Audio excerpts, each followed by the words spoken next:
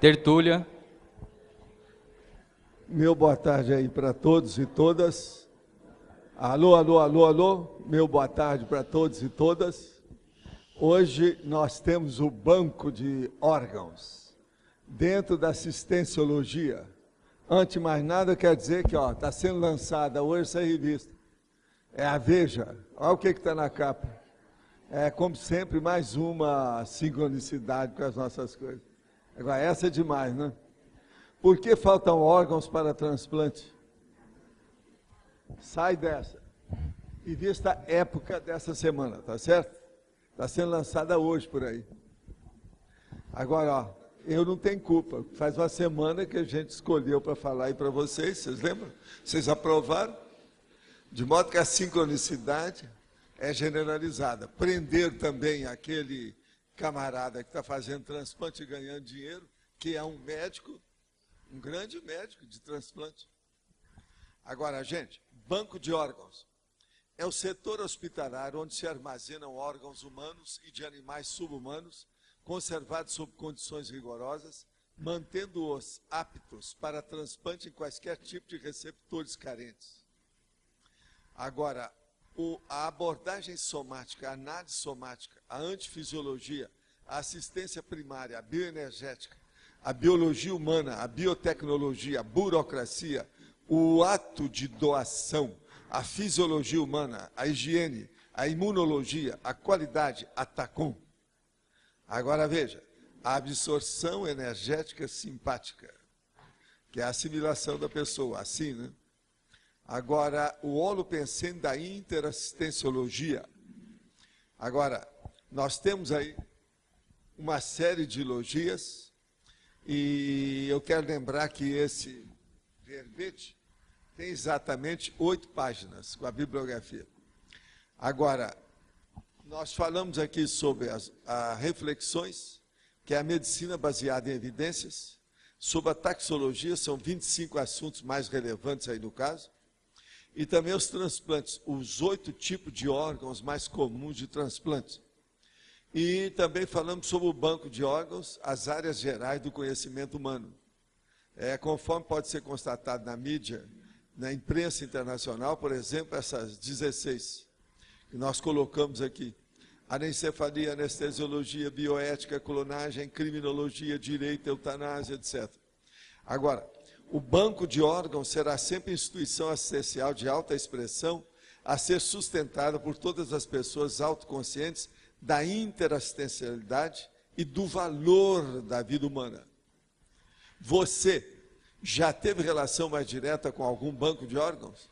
Como encara a doação de órgãos? Eu quero dizer para vocês que tem cerca de 100 fontes bibliográficas sobre o assunto. Na página 91, tem aqui de 56 em diante, está tudo do zero, mas o original lá está tudo certo, a numeração está correta. Isso aí é que não foi acertado aqui. Agora, quero dizer para vocês que dessas 8 páginas, tem 32 logias e tem 4 máximos. Tem só 4. E tem 32 logias. Hein? Não, eu não contei. Precisa de ver. Não, tem, mas é precisar de ver se tem 100. Eu não sei se tem. Se tem 100, com 20 já mais uma. Então aí seria 5 com essa aí. Agora, tem alguma coisa aí que você pode acrescentar, porque o detalhismo está pequenininho, que eu dei mais importância para a argumentologia no caso do banco de dados, de órgãos. Agora, esse banco de... Estão falando aqui sobre o transplante, tem aqui uma série de dados sobre o assunto, que vale a pena vocês estudarem nessa revista que está nas bancas. Muita coisa aqui sobre o assunto, que vale a pena pesquisar. Agora, uma coisa séria é o seguinte: o drama do transplante de órgãos. Isso aqui é o artigo que está lá dentro. A prisão de um médico do Rio de Janeiro revela um mundo de má gestão, desperdício e tragédias pessoais num dos setores mais avançados da medicina do país. Que os transplantes aqui no Brasil são muito avançados, vocês sabem disso. Então, eu estou só lembrando para vocês verem a revista Época dessa semana. Agora, de pergunta aqui. Percebo que todas as vezes que estou estudando um novo idioma, tenho contatos extrafísicos com consciências que falam o idioma que está sendo estudado. Percebi que esta atividade funciona também como técnica projetiva. O que o senhor acha sobre isso? Olha, qualquer coisa que você faça evocação, aquela evocação vai para a sua origem. Quando você começa a trabalhar com o idioma, você está fazendo evocação das pessoas que falam esse idioma. E das consciências que só entendem esse idioma. Existe disso. Então, o problema todo é lógico que faz uma evocação, e isso aí tem relação e pode ajudar, sim, na projeção consciente. Mas, projeção consciente, antes de tudo, é um processo de melhorar o holopensene pessoal e ter cuidado com as evocações que a pessoa faz. Por quê? É através das evocações que nós temos as companhias. E é através das boas companhias que um projetor consciente pode desenvolver e evoluir. Existe algum vínculo holopensênico de patopensenidade entre o misticismo e a maçonaria? A maçonaria preenche, de alguma forma, requisitos básicos da cosmoética? Ou há antagonismos holopensênico e teático entre a maçonaria e o modus vivendi ortopensênico da consciência lúcida inversora existencial? Olha, eu quero dizer para você que eu sou mestre maçom. Eu entrei na maçonaria porque minha mãe me pediu, devido ao meu cunhado, que era maçom. Ele era também bem avançado, grau elevado, tudo isso. E eu entrei para ver como é que era a situação e atender a minha mãe. Agora, fiquei dentro da maçonaria um semestre. Depois eu pedi o kit place, ou kit placé, o placé que dá. Então eu sou mestre maçom, mas não frequento a maçonaria. Agora, eu deixei a maçonaria porque quando eu entrei, eu fui aprovado por todos os membros da loja, que era maior que havia na região de Minas Gerais, lá do Triângulo Mineiro. Agora, eu entrei na idade mínima que havia na ocasião e fui aprovado unanimemente. Agora, eles falaram para mim assim, você já foi maçom de outras vidas, porque você conhece mais a maçonaria do que nós. Então, em vista disso e do processo de assistência, eu não frequentei mais os rituais e o processo de todas as reuniões que haviam. Nunca mais eu fui. Mas, por exemplo, eu, depois disso, continuei fazendo assistência junto das obras de assistência da maçonaria. A melhor coisa que a maçonaria tem são as assistencialidades. Então, nisso, nós estamos iguais. Então, por exemplo, eu trabalhei muito no Instituto dos Cegos do Brasil Central, que era subsidiado e mantido pela maçonaria. E assim foi uma série de condições. Uma das últimas que eu participei, porque eu já dei conferência dentro das lojas maçônicas. Conferência sobre conscienciologia. Agora, uma das coisas mais sérias que tem, foi uma vez que me pediram em Brasília para ir na principal loja que havia no Brasil, que eles fizeram um edifício, e lá embaixo tinha um local muito grande, como se fosse no porão do edifício. Aquele edifício era para sustentar as lojas que havia embaixo. Então, naquele edifício embaixo, haviam 14 lojas que se reuniam lá. Mas eles estavam vendo que estava havendo alguns incidentes e acidentes esquisitos. Então, eles sabiam que eu, como maçom, conhecia o processo de energia. Então, me pediram para limpar a loja do processo, como se eu estivesse com poltergeist. Eu entrei lá e cheguei e vi que era na câmara de reflexão que estava o processo. Que havia um problema mesmo, tinha sede, a gente tirou e limpou. Agora veja, quando eu cheguei lá, vieram todos eles e fizeram uma coluna comigo. Processo maçônico, dos rituais dele. Os chefões todos de um lado e do outro, eu no meio, e me entronizaram dentro da loja, para vocês terem uma ideia. Eles consideram as pessoas demais. Eu que já deixei, quantos anos são?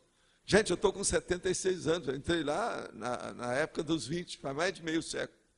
Agora, quando eu fui lá em Brasília e fiz a conferência com tudo isso, e examinei o processo, tinham as maiores cabeças da maçonaria, os líderes da área toda. Porque essa loja era a principal que havia. Eram 14 lojas se reunindo lá. Eu não sei se ainda tem isso em Brasília atualmente. E era uma loja só, mas aquilo fazia rodízio. Com 14 lojas se reunindo, entende como é que é? A loja era o máximo. Agora, eu fui rodar tudo, tirei todo mundo de lá, entrei sozinho para ver o que é que tinha. E cheguei à conclusão que o negócio era na câmara de reflexão. Tinha gente que entrou lá e fez como se fosse tipo de despacho. Sabe como é que é? Negativo. Aí a gente limpou tudo e a coisa tudo deu certo. Agora, então, respondendo aqui para essa pessoa, eu quero dizer o seguinte: você pode considerar, até um certo ponto, a maçonaria hoje como uma seita assistencial aberta, porque ela ajuda demais os outros. Na minha época, por exemplo, você ajudava demais as viúvas dos maçons, você ajudava demais as crianças, ao processo, por exemplo, de inverno, do povo despossuído, tudo isso tem. E outra coisa, se ajuda muito até hoje as pessoas que são mascates, aquelas que trabalham em comércio ou qualquer coisa que tem que viajar. Então, a ligação entre maçons, que chama de irmão maçom, é muito grande. Há senhas, há sinais, há opção de coisa que eles se conectam. Agora, hoje, a maçonaria, ela está aberta. Ela está mais exotérica, com X. Ela já não é mais esotérica, com S. Então, por exemplo, nas vezes eu fui já, talvez umas 5 lojas, eu já fiz palestras e conferências e dei curso. Agora, o que se passa?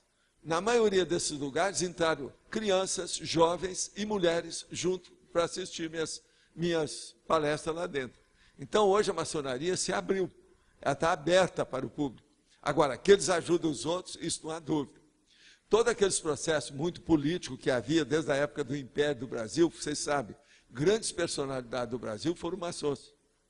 E isso está tudo na história. Agora, eu, por exemplo, eu deixei por quê? Porque eu faço uma assistência universalista. Eu sou da área do esclarecimento. E eu sou contra o ritual preso. Porque a maçonaria é baseada em rituais. Aquele ritual faz a gente perder tempo demais.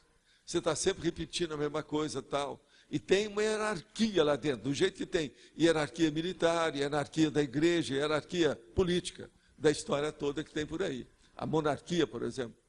Agora, então, em primeiro lugar, em tese, não há nada da maçonaria que seja contra as nossas coisas, assim, superficialmente. Agora, do ponto de vista profundo, a coisa é séria porque nós cuidamos da tarefa de esclarecimento.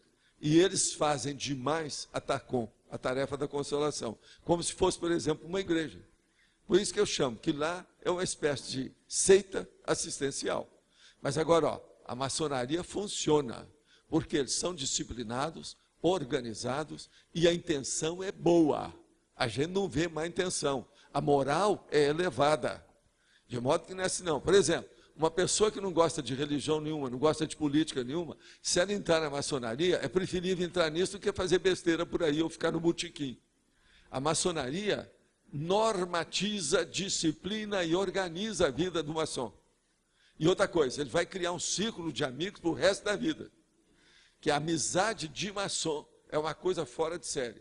Uma coisa muito importante. Eu, de vez em quando, recebo aqui consciex, que eram maçons, que me pede para fazer ajuda a outros maçons. Isso é impressionante, o cara morreu e está lá preocupado com o povo que ficou aqui. E tudo a maçonaria com outras coisas. Tudo isso já aconteceu comigo em diversos lugares. Agora, ó, tem lugar que às vezes eu chego e me revelo que eu sou maçom, que acontece isso, que eu entendo o assunto, que o processo é esse, as portas todas se abrem. Vem um monte de gente atrás de mim para ver as coisas. Agora, o que eu posso ajudar? Desde que eu deixei o processo da loja, eu sempre procurei fazer assistência ao povo que apareceu. De modo que, vamos devagar com o andor e ver o que é que se passa dentro dessas áreas sociais que nós temos. Agora, outra coisa. Nós estávamos falando outro dia para vocês sobre o antitabagismo.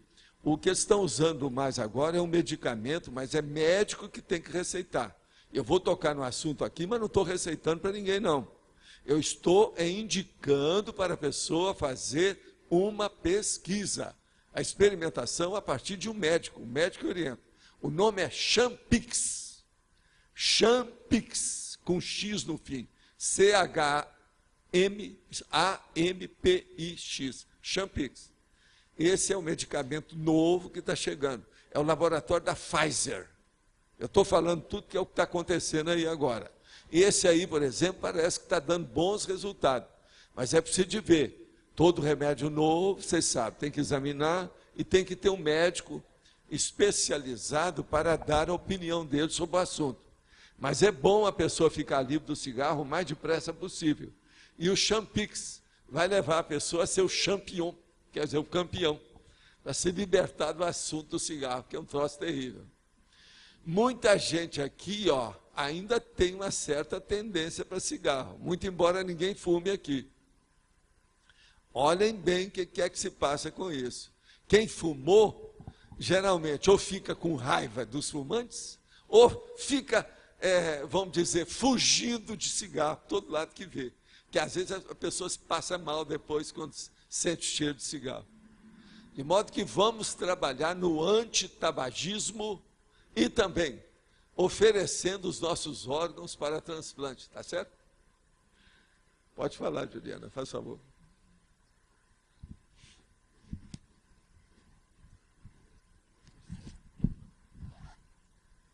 Professor, aqui na página 86, desculpa, ali onde o senhor diz reflexões, aí o número 6... Reflexões, sim.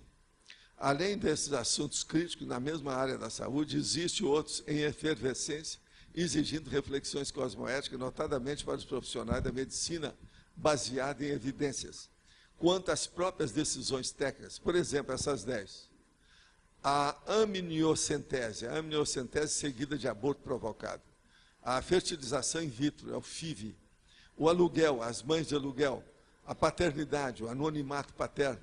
Genes, a manipulação de genes, eugenia, síntese hormonais, clonagem. AIDS, a realização de sorologia anti-HIV no pré-natal. Sigilo, as consultas de sigilo médicos via internet. Terapêutica, novos fármacos na medicina terapêutica. Vegetalismo, a vida vegetativa e eutanásia na medicina intensiva. Transplante, os transplantes e a diálise na medicina substitutiva. É o número 6, eu não entendi. A número 6, AIDS, a realização de sorologia anti-HIV no pré-natal. O que você quer? O senhor colocou aqui reflexões... Tudo isso que eu coloquei é porque existe por aí que é problema generalizado. Não foi eu que criei. Isso aqui foi estudado através de fiz uma pesquisa durante anos para chegar nisso. Mas porque é controverso, já criou polêmica? Não, isso aqui é um problemão, né? A sorologia anti-HIV. Vai ver a pessoa está grávida e vai ver que ela está com HIV, ela tem que ter mais cuidado, tem que examinar o que vai acontecer, como é que fica isso? O que você acha? É que é bastante importante, né? Porque se ela fizer o tratamento... Se fizer o tratamento, dependendo do caso, tem até 98% de chance aí de feto agora nascer que vem, por isso que é controvertido. Aqui, ó. O que eu estou falando ali? Eu vou ler de novo. Aqui. O senhor colocou ali reflexões. Assuntos críticos na área da saúde, que existem outros em efervescência, exigindo reflexões cosmoéticas para os profissionais. Nós temos que abrir o jogo disso. Por exemplo, eu acho que é uma displicência uma mulher que vai ficar grávida que não faz o HIV antes, o exame. De fazer antes. Para ver se ela vai ser uma mãe com AIDS ou não. Eu já vi um monte de gente que teve uma surpresa enorme. Depois que está grávida, foi fazer os exames e viu que tinha HIV. Fica com a cara de tacho danada. A coisa é terrível, a cara de paisagem. Então é preciso da gente abortar essa surpresa desagradável, você não acha? Entendo agora o que o senhor quis dizer. E ali no 7, só um adendo, ali a questão do sigilo, as consultas e... Sigilo, as consultas e sigilos médicos via internet. Então, faz acho que uns 2 meses que o Google lançou o prontuário médico na internet. Não sei se o senhor teve acesso. Por enquanto, acho que só tem nos Estados Unidos, ou só em inglês, não sei. Mas a pessoa lança lá todos os dados dela, inclusive podendo colocar exames de imagem. Sei, mas isso aí é o processo da cobaia. Isso é a cobaia exposta. Para a pessoa poder acessar, os médicos poderem acessar em qualquer lugar do mundo. Esse que seria o objetivo principal. Isso é bom. Obrigada, professor. Nada. Boa tarde, professor. Boa tarde. Professor, 2 semanas atrás, quando teve a tertúlia de banco de sangue, teve uma sincronicidade, né? Lembra que foi a sincronicidade do jornal aqui, a Gazeta, que saiu. E agora veio a sincronicidade com a revista Época.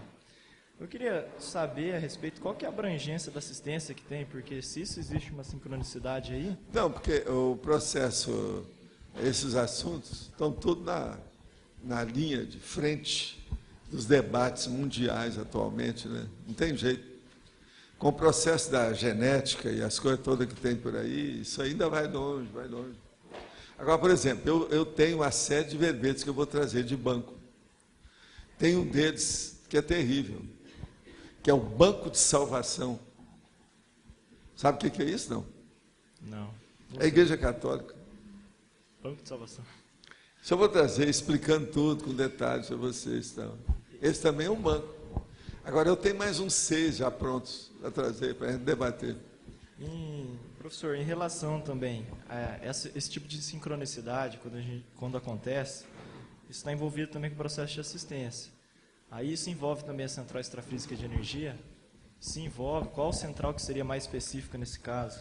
A central da verdade. Central da verdade. CEV, CEV. Central Extrafísica da Verdade. Que a verdade é o processo do estudo dos fatos, é a fatuística, a fatologia, a parafatuística, a parafatologia, tudo isso aí. Tá certo? Tá. E, professor, como é que seria desencadeado esse processo? Porque é um nível de assistência onde a repercussão é nacional, né?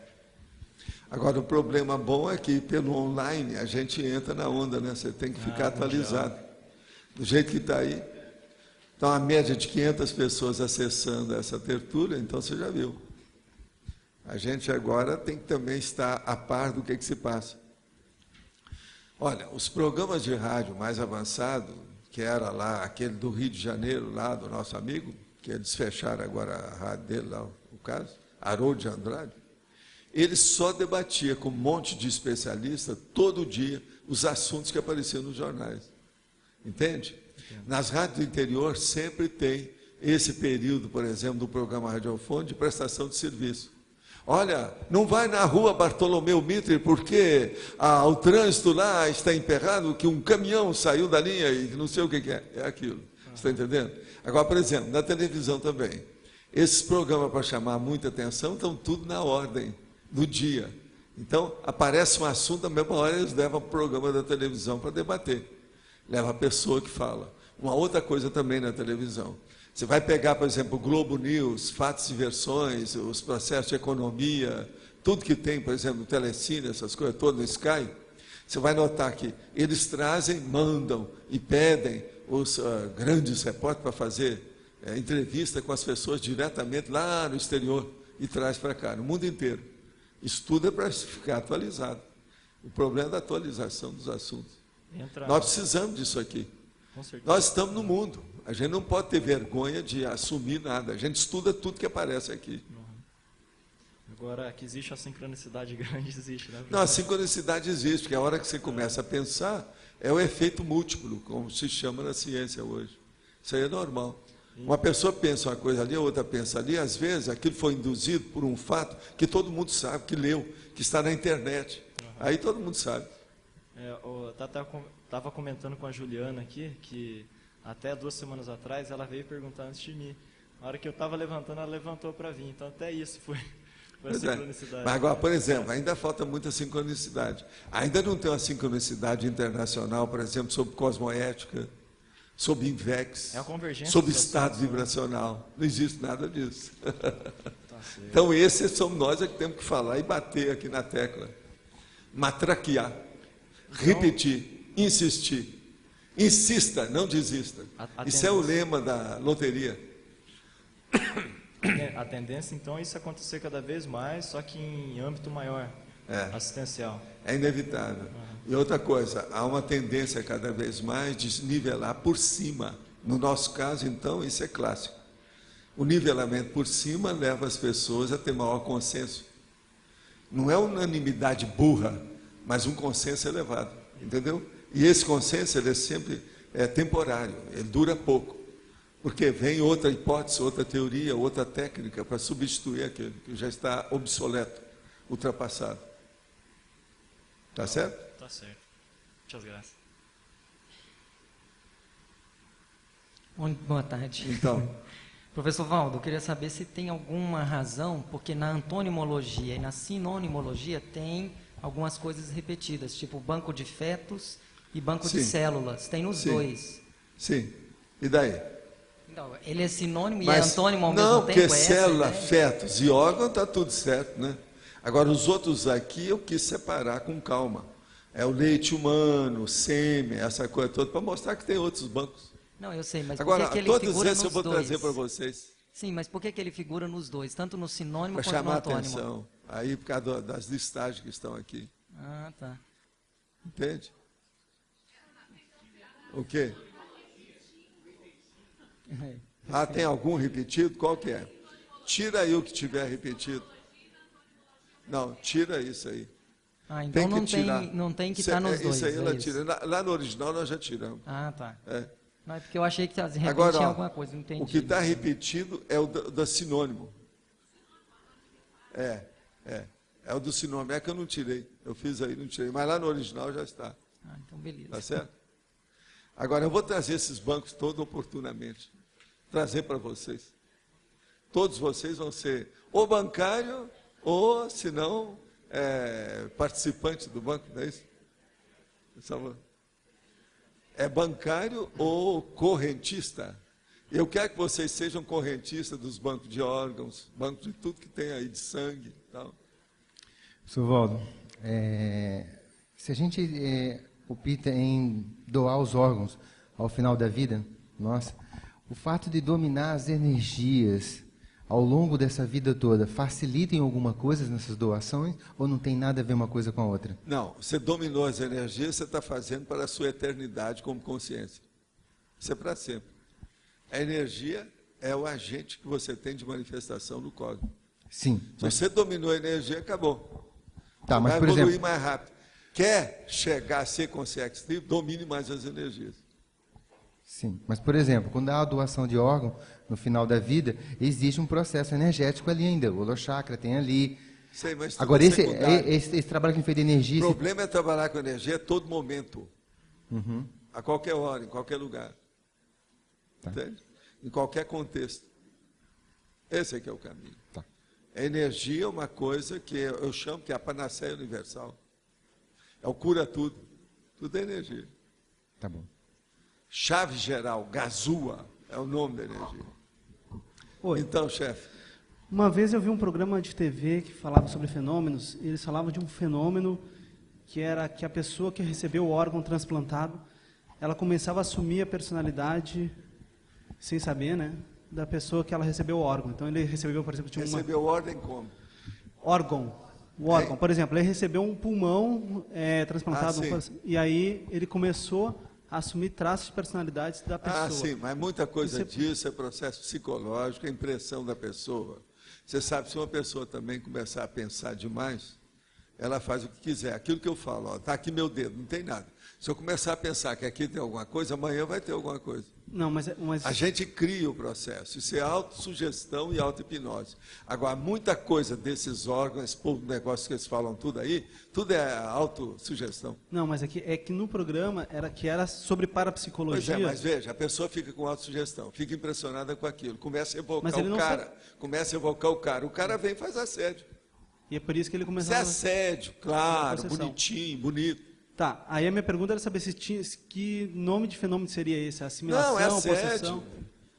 Eu já vi gente que recebeu Eles órgão e que ficou totalmente possesso pela Isso, pessoa era que isso aí. morreu.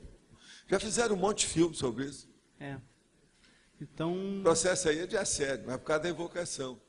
Agora, antes de tudo, tem que olhar o processo da autossugestão e auto-hipnose. tá. A pessoa fica olhando e fala, bola, estou com um corpo estranho aqui, mas esse corpo estranho está mantendo minha vida, como é que fica? Meu coração, como é que fica? E outra coisa, muita gente morre por causa disso. Se uma pessoa começar a pensar demais no coração, ela se mata. Isso é suicídio. Suicídio inconsciente e burro. Existe isso. Coração, você sabe, conforme o lugar que você bater, ele pode parar. Só um toque. Depende de quem que é no tórax, teu lugar. Então é mais para ver como esse fenômeno de Tem sugestão... um negócio sensível. E outra coisa, desde que você nasceu, você já pensou, seu coração está batendo. Esse troço não para.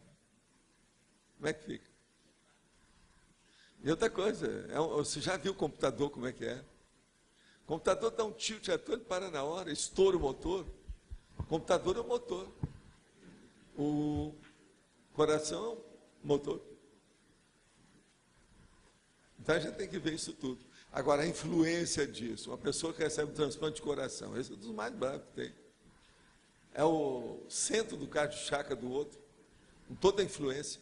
Você já viu o que é a forma holopensênica? Já pensou a forma energética do cara que doou? Vai para lá, vai passar para o outro corpo. Tem gente que é até impressionado, que acha que é perigoso, por exemplo, receber um órgão de uma pessoa que matou uma opção de gente, por causa das energias negativas. Mas é que aí, no caso, os amparadores limpam. Agora, o problema é depois a pessoa que recebeu o órgão, ela ficar impressionada. Isso é que é a coisa mais séria que tem. É limpar a cabeça. Entende? Se a pessoa entrar nessa, fazer a evocação, ele vai para a baratosfera. Então, na verdade, essa questão de autossugestão. Tá. Uma outra coisa, só para te lembrar. Uma boa parte dos doadores de órgãos morreram em acidente. Pensa nisso. Quando morre uma pessoa em acidente, o que acontece? Pois é, um caso que eu tinha lido era que a pessoa recebeu o órgão, ela também depois acabou dessomando do mesmo tipo de acidente. Alguma coisa assim, que aí entrava. Era essas revistas de parapsicologia que eu estava pegando. É. Agora, vamos doar os órgãos. A gente precisa de fazer isso. Isso é muito positivo. Dom Arlindo? Nessa linha mesmo deles, é quando o órgão, acho que ele pode virar bagulho energético, que não é autossugestão. Não, nada, começa pelo seguinte, em tese, todo cadáver já é um bagulho energético. Agora, se ele é aproveitável, algum órgão para dar para os outros, ele deixa de ser um bagulho energético, já vai ajudar os outros. Ele é muito positivo. Mas estou dizendo, coisas graves pode acontecer. Pode, tudo pode, é isso que nós estamos falando. Agora, quem é o maior culpado disso não é quem está doando o órgão, é quem está recebendo. Entende? Se a pessoa ficar encucada, acabou. A inculcação talvez é o principal. É chamar a possessão. Agora, outra coisa é doação de rim em vida, né? A pessoa doa um rim. Quais consequências? Isso eu acho, do ponto de vista de Tacon, um dos pontos mais altos que uma pessoa pode praticar, tarefa da consolação. Uma mãe que dá o rim para o filho, por exemplo. Isso é o máximo. Acho isso maior. Uma irmã que dá para outra irmã. Que às vezes é o jeito de sobreviver. Né? Que as pessoas podem sobreviver com um rim só. Agora é lógico, ela vai ter que ter mais cuidado, ela não vai ser do jeito que era antes. Agora, uma outra dúvida é, na questão da paracirurgia, ela pode, isso eu estou perguntando como leigo, não sei nada sobre isso, se ela pode mexer com essa, vamos dizer, doação de órgãos, isso é possível? A paracirurgia? Não, a paracirurgia, o processo é outra coisa, não se mexe. Mas pode-se pegar um órgão... Você mexeu no corpo, tudo é possível você juntar o que tiver, qualquer tipo de especialidade da medicina. Mas agora o processo para a cirurgia é uma coisa, doação de órgão é outra. Então, se pode haver uma doação de órgão através da paracirurgia. Isso aí, tudo é possível. A paracirurgia pode fazer qualquer tipo de cirurgia, depende de ter, é o sensitivo adequado. Paciente tem demais, especialista para atender muito raro. Agora, outra coisa, você sabe que tem uma opção de paracirurgia invisível, né? Que ninguém viu que a cirurgia foi feita. O arco voltaico crânio-chacral, às vezes, é uma verdadeira cirurgia, as pessoas não sabem disso. Por isso que no ECP2, quando a pessoa é muito assistida, se pede para ela, não vai dirigir carro, não vai carregar mala, não vai tomar nada excessivo, fica mais tranquilo, durante pelo menos 2 ou 3 dias. Agora, Isso é porque a pessoa foi assistida, ela está em convalescência. Se pode mexer, vamos dizer assim, também com para-órgão, sei lá. Se você pode mexer no corpo, você pode mexer, extrafísica é muito mais fácil mexer com tudo. Mas agora o processo todo é ter assistência. Se há assistência de amparador para sustentar o processo, as coisas são limpas. Se não, vem o assédio. Tá certo? Ok, obrigado. Então, doutor. Boa tarde, professor. Tudo bem, Alexandre? Tudo bem. Em relação ao que o Arlindo está falando, em relação à doação do rim, né? Queria saber, assim, como é que fica essa questão em termos de registro do para-DNA para Seriex futuras? Se essa doação foi assistencial... Se a pessoa doou uma coisa positiva e o outro recebeu uma coisa também que é positiva, aquilo tudo é caminho livre, sinal aberto. Sinal verde, é positivo, é cosmoético. Na prática, a gente observa, por exemplo, tem alguns pacientes que fazem diálise e eles recebem transplante renal quando há possibilidade, né? Somática. Isso. Alguns pacientes eles ficam intoleráveis à questão do transplante. Eles ficam tomando imunossupressor por um tempo e mesmo assim, às vezes, ocorre rejeição. O senhor acha que isso pode ser uma diferença de campo vibracional do órgão em relação... Antes de mais nada, todo processo da imunologia ou da rejeição é um problema de energia. E a maior prova que você tem é dentro da fisiologia da mulher. A hora que ela começa a vomitar demais, até os processos todos, lá para a terceira, quarta semana de gravidez, aquilo mostra que há uma incompatibilidade inicial entre as energias dela com a energia de quem está ressomando. Agora, alguns superam, outros não. Então, você quer saber, por exemplo, como é que vai ser? Isso, 90% dos casos, você pode acertar. Como é que vai ser a relação daquela pessoa que está chegando com a mãe que está aí? Perguntar, você teve muita vomitação, vomitou demais? Como é que foi o seu processo de gravidez? Aí a mãe fala assim, não, minha gravidez foi tranquila, me senti em paz, uma glória. Então, essas pessoas geralmente se passam bem. Elas têm boa afinidade. Isso é porque as energias gente que já viveu um com o outro 3, 4, 5, 10 vidas ou mais. Entendeu? O senhor acha, por exemplo, que um transplante de órgão ele pode gerar no psicossoma um reequilíbrio paragênico de um para-órgão? Pode. Tudo é possível. Isso se faz sempre. Tudo é possível. Esse efeito um acidente, ser... às vezes, faz isso. Certo. Entende? São as paracicatrizes que eu falo do psicossoma. Isso aí ajuda. E esse efeito, no caso, seria centrípeto, né? Seria um reequilíbrio Agora, centrípeto. Nós precisamos mais mexer com o estado vibracional. O estado vibracional é o fármaco básico. Conserta isso tudo antes. E previne. Faz a profilaxia, a prevenção. Mexeu com a energia, você está equilibrando tudo no seu organismo. Agora, há umas coisas muito interessantes, né? Os efeitos, por exemplo, da TENEPS. A pessoa, ela às vezes tinha preguiça de fazer estado vibracional, essa coisa. Mas chega num certo ponto, ela começa a fazer a TENEPS. Então, ela começa a ver daí um pouco, aí 1 ano, por exemplo, 2 anos. Ela viu como é que ela mudou. Mudou por quê? Devido ao processo de trabalhar com energia todo dia, 50 minutos, quando ela se ordena e tem um amparador ali, ela assistindo os outros, ela começa a ficar desassediada dentro do processo da energossomática. Então, os órgãos começam a funcionar melhor, a pele melhora, o estado geral, os intestinos funcionam direito, ela já não fica intoxicada. Você está entendendo? Ela dorme melhor, ela faz mais, ela fica desintoxicada porque transpira, tem uma opção de coisa aí que acontece. Agora, o melhor da história é aquele efeito Santo Antônio, né? Que a pessoa que era encravada, aquela que não tinha jeito, totalmente invicta, como solteirona, de uma hora para outra ficou atraente, porque começou a melhorar a psicosfera. Às vezes o canhão continua do mesmo jeito, mas um canhão cheio de flores, bonito. Você está entendendo como é que é? Então, melhora tudo. Então, veja, isso é efeito da energia.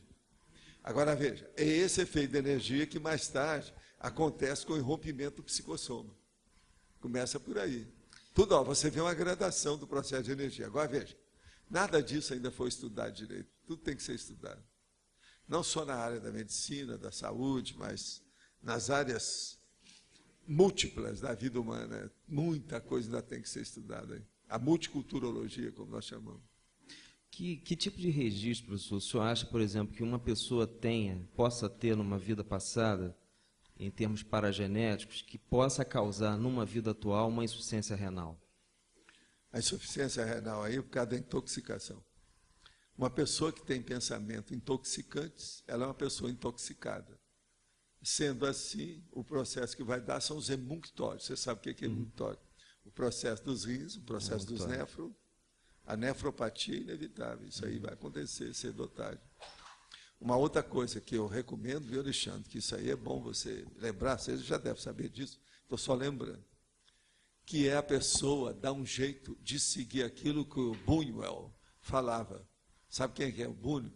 Buñuel era um cara que fazia filmes, um grande cineasta, mas só de coisa atrapalhada. E ele era um pouco piradão. Agora, o que se passa com ele?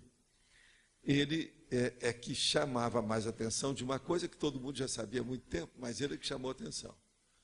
Filme só pode ser 2 horas, porque a pessoa tem que ir ao banheiro.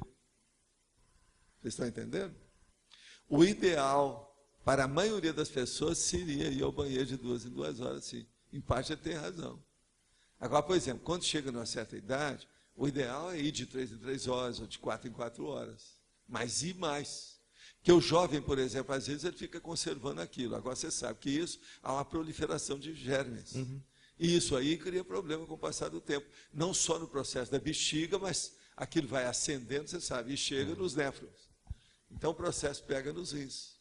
Então o problema é falar com a pessoa, olha, não fica com a sua bexiga cheia. Vai tirar a água do joelho. Não é isso que o povo fala? Vai dar um jeito.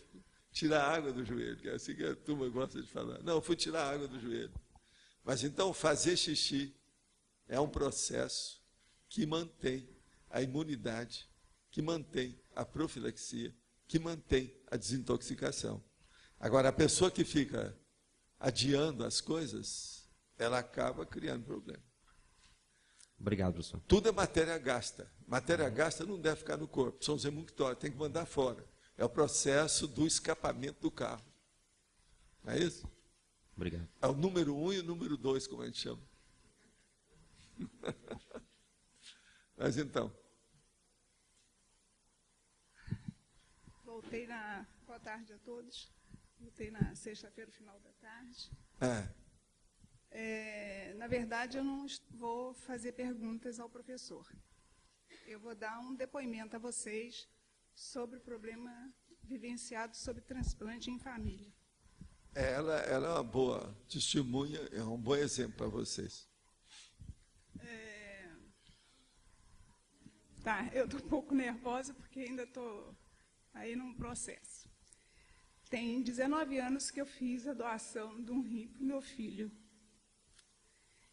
E agora eu me ausentei durante um mês, porque ele teve uma infecção muito séria, e então eu tive que ir lá ajudar minha nora. E eu ainda estou sob o impacto do que eu vivenciei lá. Mas, sobre a questão do transplante, nós fomos surpreendidos, né?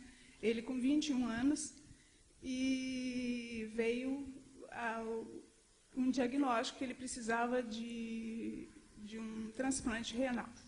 Na época, o transplante ainda era uma técnica novíssima, hoje é nova, na época era novíssima. E durante esse período, eu que o acompanhava às sessões de hemodiálise, ele chegou a fazer cerca de uns 6 meses de hemodiálise.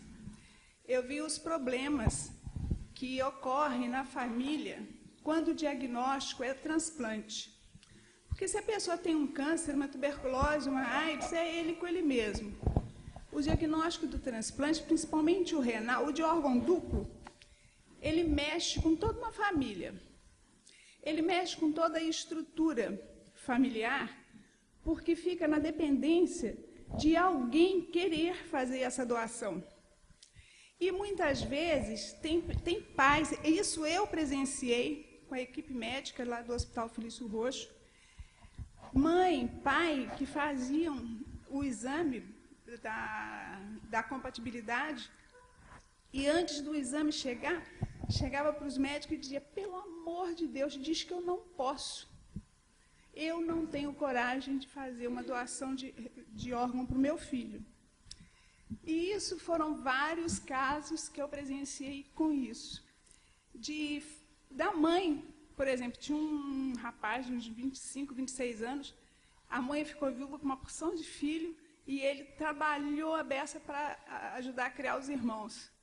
Quando ele chegou com o diagnóstico, mãe, eu vou precisar de um transplante, ela não abraçou o filho, não, ela virou e falou assim, estão proibidos de doar órgão para ele, eu já tenho um filho morto, não quero o segundo. Então, através dessa vivência, dentro desse universo do transplante, ele é um diagnóstico que compromete toda a família. Né? Foi feita a doação, eu tive um amparo violento, toda a instituição no Rio de Janeiro, na época, repousou para ajudar no transplante. Eu tenho vários parapsíquicos, já identificaram em mim um rim compensando, um rim energético, né? Compensando o outro. Nunca sofri nada em decorrência dessa doação. Sempre trabalhei demais. Nunca tive nenhum problema físico em decorrência da doação. Os médicos agora, eu mesma fiz um trabalho com o meu filho para poder fazer a doação. Eu sentava com ele diariamente, jogava energia, ele jogava energia em mim. Eu questionava todas as questões com ele da doação, sabe, dele recepção. Então foi feito um trabalho muito grande. E hoje ele é diferencial na estatística de transplante. Ele está com 19 anos de transplantado. Os médicos lá no Rio, ele foi internado às pressas lá no Copador. Os médicos lá do Rio ficaram admirados dele estar com 19 anos de transplante e não ter feito a rejeição. Ele hoje está com perigo de rejeição, mas não pelo transplante, mas sim por causa da infecção que ele foi acometido. Ele toma o imunossupressor, como o professor Valdo falou aí sobre as náuseas do enjoo da gravidez, o imunossupressor, ele foi baseado nos abortos, nos remédios em busca de aborto, por isso que surgiu isso, e possibilitou um número maior de vivência. Tem uma história enorme. Depois eu tinha uma instituição, uma ONG lá em Belo Horizonte. Durante 6 anos, eu fiz um trabalho da bioenergética nos transplantes. Então, eu dei apoio a familiares e a pessoas que estavam portadores de um transplante. No livro, Projeções Assistenciais, tem uns 4 casos de projeções sobre transplante, que eu estou contando no livro. O Hernani está me ajudando a dar o ultimato. No livro mesmo, tive que parar para ir para lá. Então, o drama é muito maior, mas todo mundo sobrevive e, com certeza, esses 19 anos que meu filho tem de transplantado, tem, vamos dizer, 50% em relação ao trabalho energético que foi feito. Eu escrevi um artigo que é sobre a bioenergética nos transplantes, sobre as compatibilidades a partir da família. Veja só, tem 4, 5 filhos, tem sempre irmãos brigando demais um com o outro. Como essas consciências que passaram a vida toda brigando por um biscoito, por um brinquedo, com raiva de um do outro, chega numa idade adulta, vão doar? Doar no pleno sentido? Não vão. Não vão. O número de rejeição entre irmãos é muito maior do que vocês imaginam. Você lembra daquelas 2 irmãs que uma doou o rim para a outra, né? Então, precisa haver, antes de mais nada, eu costumo dizer que o ser humano não sabe doar e muito menos receber. Né? Essa questão, doar realmente e receber com gratidão, realmente isso é muito difícil. Muito difícil. É um aprendizado que o ser humano, num sentido maior, precisa ter. Né? E, no mais, estou aí, né? Vamos em frente. Qualquer coisa, se alguém tiver algum diagnóstico, quiser conversar mais a miúde comigo, eu estou à disposição. O pessoal era encaminhado pelo MG Transplante, pelos hospitais, para a instituição. Era um trabalho totalmente gratuito, com uma equipe equipe de psicólogos que trabalhavam com energia, comigo supervisionando e à frente de tudo. Tem pessoas que eu orientei para transplante que estão vivos até hoje, transplantadas até hoje. Então, a gente acho que tem muita coisa a fazer nessa área. Ok? Muito obrigada. Muitas graças.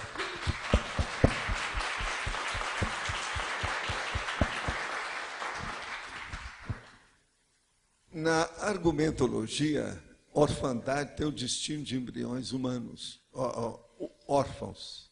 A pergunta é, quanto a destinação dos embriões é anticosmoética? Olha, o problema todo é o seguinte, quando há mercantilismo no processo, a coisa dá para trás. Na área da saúde, quando entra a indústria da doença, é um perigo. Tem gente que fabrica doença para, vocês sabem, ganhar dinheiro. Então é um problemão isso aí, é preciso ter cuidado, é por aí. Nessa questão de embriões, doações, mães de aluguel, tal, não é fácil.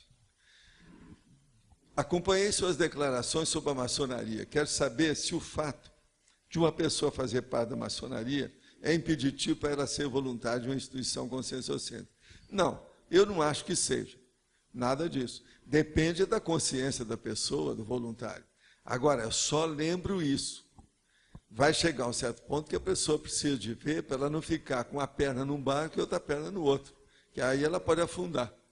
Agora, o que significa isso? Uma pessoa, às vezes, por exemplo, dependendo das obrigações ou daquilo que ela tem, que ela acha que são os atributos do trabalho que ela tem que fazer, seja na maçonaria ou seja numa instituição conscienciocêntrica, ela às vezes é bom se dedicar a uma coisa mais particularmente específica, seja da maçonaria ou seja da IC. Agora, a hora que ela biparte umas coisas que às vezes são tão diferentes, numa pessoa vai sustentar o processo todo de ritual, de tacon, e na outra ela vai ter que trabalhar o tempo todo observando os problemas da TARES em primeiro lugar, isso é um caso sério. Agora, o mais sério de tudo isso, o que eu acho. A coisa mais séria que tem são as amizades. Então, a amizade é uma coisa que a pessoa tem que preservar. E a maçonaria cria vínculos de amizade profundas e, às vezes, que são puros. Esse tem que ser mantido. É o que eu estava falando aqui, por exemplo. Vocês vejam bem, eu, há meio século, deixei a maçonaria, no entanto, até hoje ainda tem gente que me procura e tem as coisas. Mas veja, eu também fechei meu consultório em 1970, faz 38 anos. Até hoje também eu dou indicação de orientação médica para os outros, não tem saída. Então, essas coisas nós temos que observar, né? Aí depende da pessoa, do indivíduo, a intenção, o nível que ele pensa, a consciencialidade, o abertismo consciencial da pessoa. Agora, tudo é a pessoa que decide. Professor Valdo, pode falar. Esses dias apareceu na televisão que foi realizado o primeiro transplante de 2 braços inteiros. Eu vi, saiu agora nos jornais essa semana, aí tem todos os dados aí falando sobre isso. É interessante, né? 2 braços inteiros, já pensou? Bacana, né? Foi o trabalhador alemão que perdeu, né? Perdeu. E no trabalho eles arrumaram. O problema é que eu acho que tudo isso ainda vai caminhar muito, o processo da biônica e outras coisas a mais, da genética e a geneterapia, isso tudo não vai caminhar muito. E isso vai ajudar as pessoas a ter um envelhecimento menor e ter uma longevidade maior. Quer dizer, vai diminuir o envelhecimento e aumentar a longevidade. Isso é muito importante. Você já vê que tem uma porção de pessoas aí com mais de 100 anos. Agora tem uma senhora, vovozinha, com 104 anos, que é candidata a vereadora. Também está nos jornais dessa semana, todo lado. Vocês viram aquilo, né? Essa é o máximo. Essa aí, se eu tivesse lá, ia fazer uma entrevista com ela, tirar fotografia com ela, tal. Essa, para mim, são meus ídolos. Entende? Essa aí, para mim, é um ídolo. 104 anos, candidata a vereança. Se eu tivesse lá, estava votando nela. E ia fazer. Essa aí, eu entraria até na campanha na rua. Vamos dar um jeito. Sabe como é que é? Eu que não posso entrar em campanha na rua por causa do sol, mas à noite, né? Vocês estão entendendo? 104 anos, candidato a ser edil. A edilidade, quer dizer, a vereança. Isso é o máximo. Nesta madrugada, fui levado, acredito, por um amparador especialista para atender uma pessoa que fazia hemodiálise. Senti que no momento que o amparador me intuiu, meu psicossoma colou no psicossoma da pessoa assistida na área dos seus rins. Amanheci com com dor lombar. Fui para o banho e mexi com energia, pois estava pesadão. Existe transfusão de órgão de psicossoma? Você pode explicar esse fenômeno? Não. Existe processo de transfusão dos problemas da energia. Isso influi no processo do psicossoma, nas coisas todas.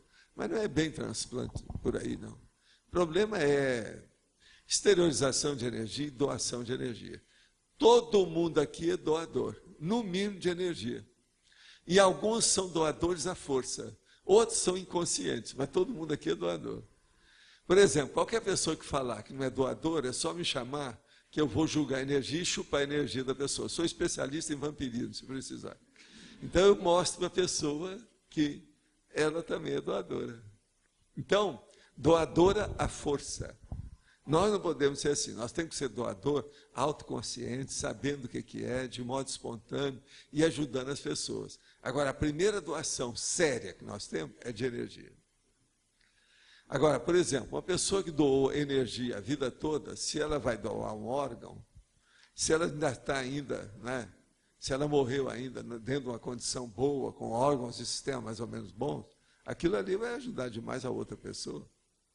É como se fizesse lá um enxerto, né, de energia positiva. Isso aí ajuda. Então, pensem bem, todos nós, todos vocês, cada um aqui é doador. Olhem bem esse processo dessa doação. Vale a pena pensar por aí. E a primeira doação é de energia. Outra coisa, todo mundo que vem aqui na tertúlia está doando energia, de um modo ou de outro. Porque uns compensam os outros. Aqueles que têm mais necessidade, mais carência, são compensados pelos outros. O que é que nós falamos sobre assistência? O que é o processo de fazer assistência? A pessoa menos doente ajuda o mais doente. Essa aqui é a realidade. Por favor, Dom Flávio. Valdo, eu não conheço muito bem o processo legal, mas já ouvi propostas de fazer com que a pessoa ela se torne um doador automaticamente na dessoma, a não ser que ela declare ao contrário. Não é só fazer uma declaração. Exato. Que ela doa, se é dessomando, ela doa, a não ser que ela diga que não quer.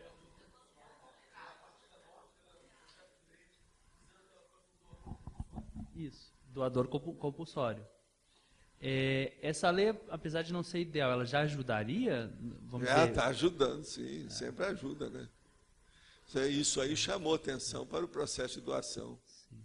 Olha, é um número enorme de pessoas que jamais doaram sangue. Eu falei isso aqui no outro domingo. É verdade. Pense nisso. Olha aqui, eu vou só te falar uma coisa séria aqui, no negócio. Só para te ajudar aqui nas coisas, nós estamos contrariados. Tem pessoa que não doa nada. Se puder, nem o oxigênio que está na sala, que não é dela. Então você veja, o Paul Getty foi um bilionário que existia nos Estados Unidos. Esse homem, na ocasião, era considerado, igual o Bill Gates, o maior bilionário, o homem mais rico da Terra. Agora, ele era miserê. Ele não doava nada. É desses que não enfiava a mão no bolso, que não fazia nada. Agora, a maior prova do negócio dele, ele instalou na casa dele, em Londres, um telefone para os hóspedes, e eles pagavam. Você já pensou, a pessoa vai chegar na sua casa, você vai cobrar o telefonema dela? Esse cara fazia isso, e era o homem mais rico que havia. Ele é o rei é o mega miserê que eu já vi, um dos maiores. Esse aqui está lá nas minhas listas. Agora, outra coisa dele, só para você, ainda tem mais uma. Uhum. Ele jamais, porque ele era um cara que tinha um monte de empresa, aquela coisa, todo mundo inteiro, ele tinha interesses bilionários, um monte de países, um monte de coisa. Mas então tinha que fazer muita reunião. Agora, o melhor da história, ele nunca saía primeiro de uma reunião. Nunca era o primeiro a sair da reunião. Mas por quê? Vocês têm uma ideia por quê? Não. Ninguém tem ideia? Não. O empate é isso. Para pegar a carona, para não ter que pagar o táxi. Gente, isso está registrado, todo mundo sabe dessa história. Vocês nunca leram a biografia desse cara? Paul Getty. Ele tinha umas histórias. O negócio é terrível.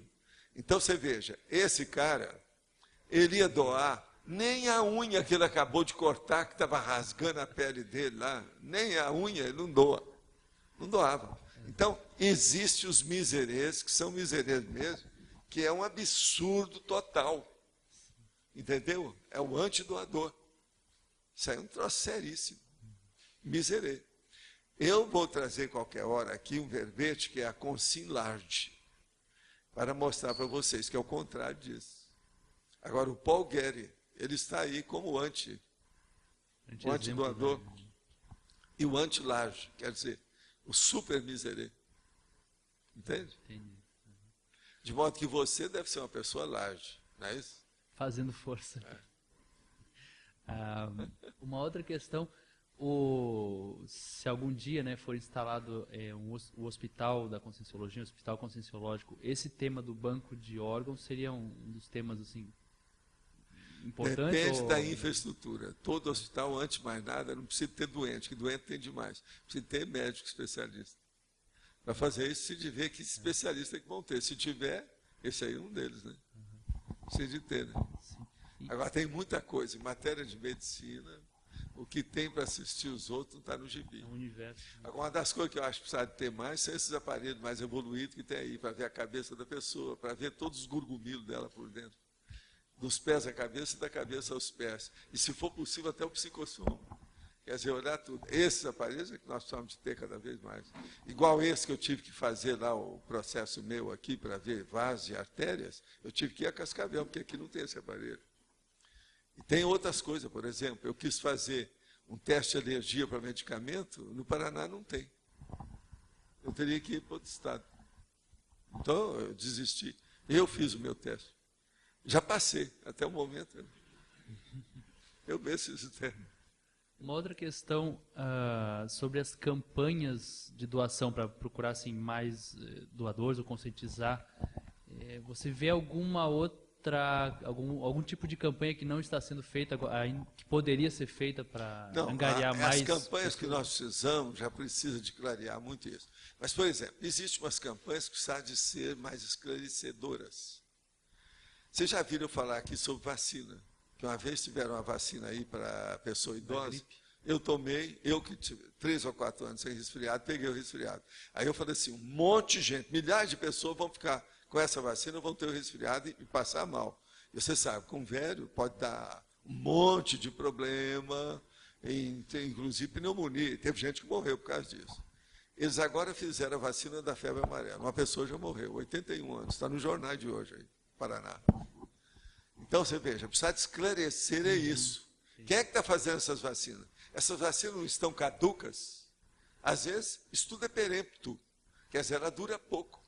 Você está entendendo? Isso aí pode ter havido alguma coisa, diferença de temperatura, alguma coisa que alterou tudo.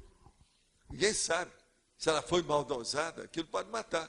Então, essas vacinas que estão dando, principalmente para criança, que é o que dá mais, e para pessoa idosa, precisar de ter mais infraestrutura para não estar matando os outros.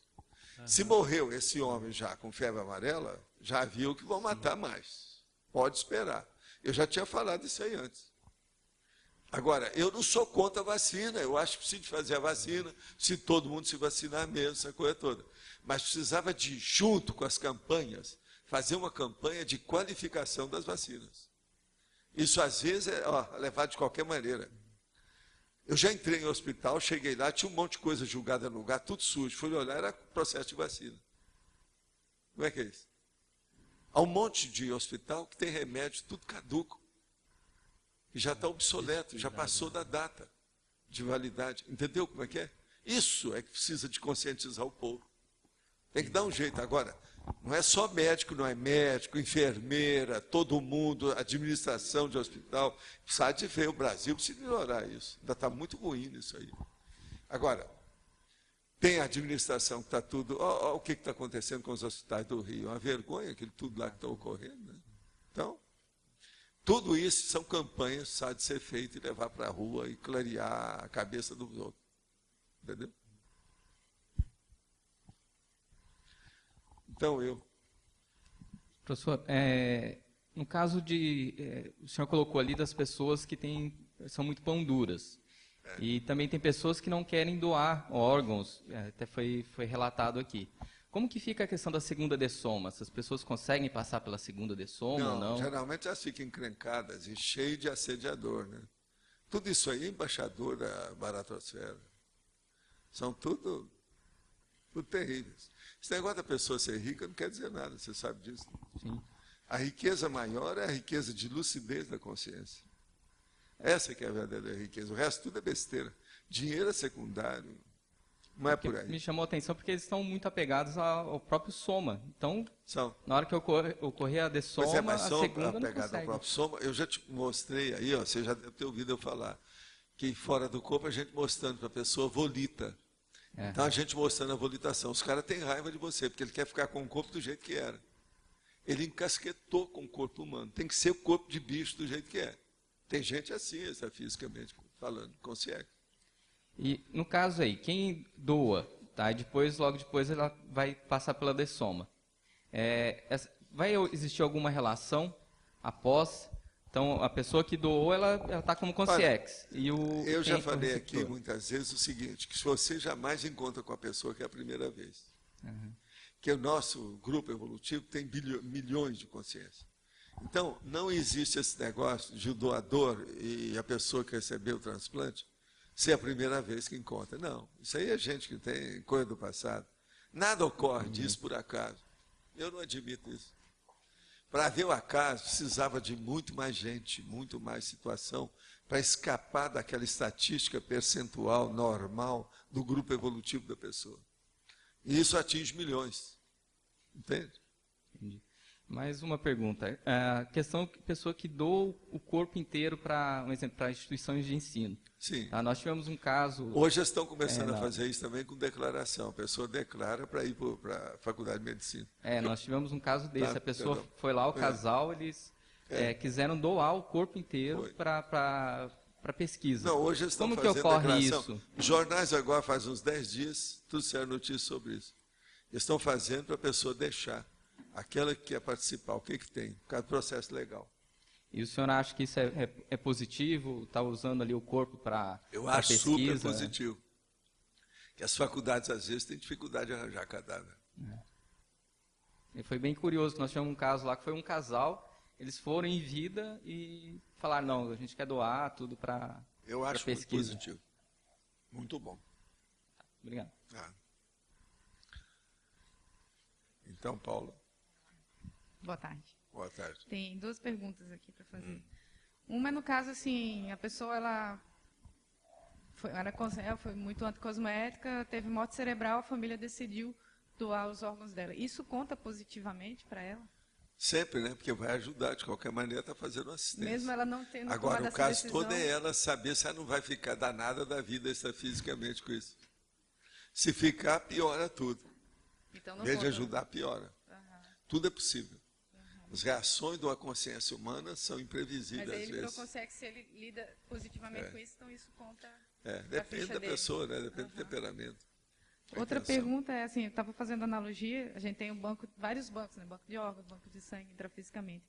Extrafisicamente não tem a doação de órgãos, mas tem de energia. Existiria bancos energéticos, aí eu até pensei, tem banco de energia, esse existe por toda parte, por todo lado. Somos nós aqui. Aqui é um banco de energia. Mas uma coisa assim mais fixa, como é não, central extrafísica de energia. Não, existe as centrais extrafísicas de energia que eu já falei. Aquilo é mais do que isso, é mais do que um banco. E a TENEPS também seria um banco de energia? Não, é um banco de assistência, né? Tem tudo, não é só energia, não é tudo, desassédio, TARES, Então, o que ficaria mais assim, É dentro muito dessa maior. analogia... O banco aí é muito simplista, muito Mas aí, então, pequenininho. seria a Central Extrafísica de Energia que teria essa analogia assim, mais próxima? De ter um banco, né? De banco, assim, De banco de de órgãos. energia. São os outros bancos todos que existem, né? Tudo parece, até um certo ponto. Eu estava pensando extrafisicamente mais com a energia mesmo. Né? Processo é que a energia ela é uma linguagem universal, né, de necessidade. Ok. Dom Otto. Professor, quais são os indicadores para eu ver se a pessoa é miserê ou large? Para eu ver se eu sou miserê ou large? Básicos.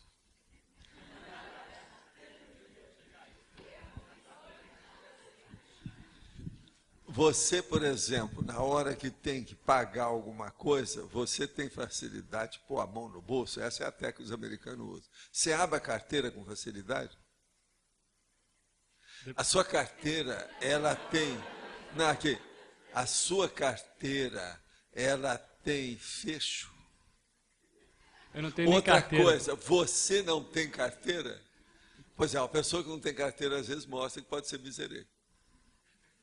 Então, ela carrega alguns caraminguás na dobra da calça, super escondida. Você é isso? Não, não é assim. Agora, escondido. tem pessoa que, às vezes, não tem a carteira porque não tem dinheiro nenhum. Mas, às vezes, essa, geralmente, dura pouco. Porque cedo ou tarde aparece o dinheiro. E o dinheiro é ovindez, ele chama outro. Então, é preciso pôr o dinheiro na carteira para vir mais. É assim que o povo pensa. Agora, você é o seguinte, esse ano nós estamos, já passou o primeiro semestre. Você doou algum livro para alguém? Você deu de presente? Deu?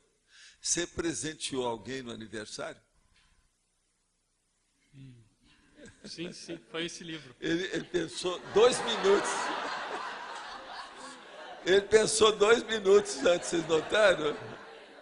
Isso aí é característico, hein? Cuidado.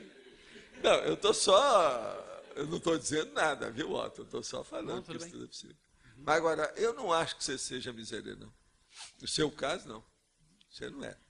Agora, por exemplo, você é miserê de ideias ou você tem facilidade e paciência para explicar uma coisa que você sabe para a pessoa que não sabe? Você tem paciência. Então, tá vendo? Você já era.